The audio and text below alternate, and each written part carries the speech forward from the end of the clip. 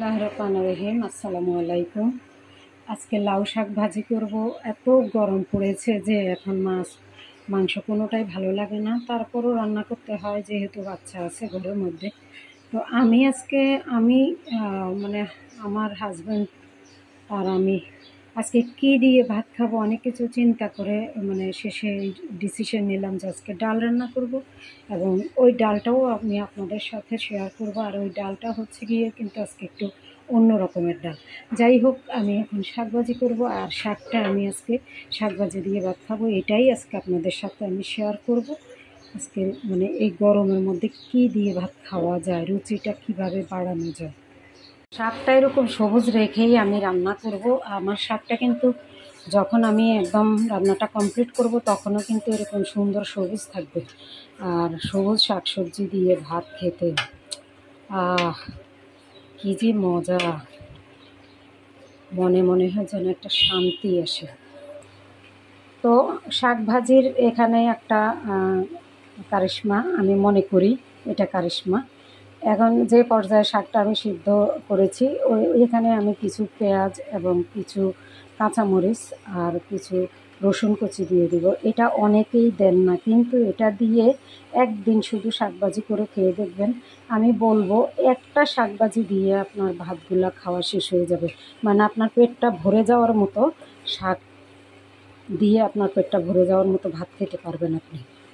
এটা অনেকেই এই জিনিসটা জানেন না, এটা আমার আম্মা করতেন। আসলে শাকভাজি যে এত মজা হয় এটা মানে না খেলে বোঝার মতো না, আপনারা একবার করে খেয়ে দেখবেন।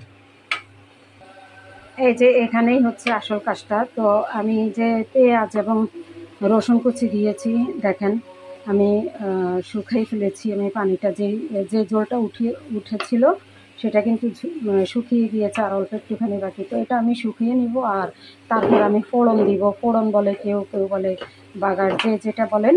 তো ওখানে চলে যাব আমি। তো এখানে আমি তেল নিয়ে নিলাম কড়াইতে ফোড়নের জন্য। তো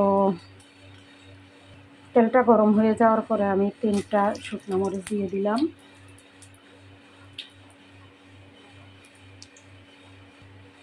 শুকনো মরিচ দেওয়ার পরে আমি দিয়ে দিব পেঁয়াজ কুচি, সাথে দিয়ে দিব কয়েকটা কাঁচামরিচ কুচি, আর দিয়ে দিব রসুন। যেহেতু শাক তেল একটু বেশি লাগবে, আর আমি সরিষার তেল দিলাম, আপনারা চাইলে আপনারা সয়াবিন তেল দিতে পারেন।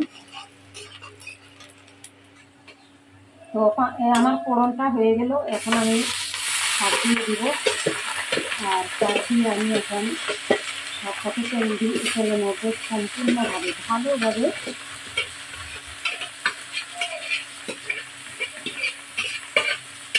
ভালোভাবে নেড়ে ছেড়ে তুলে নিব। যদি সামান্য একটু পানি থেকে থাকে তাহলে ওইটাও শুকিয়ে যাবে।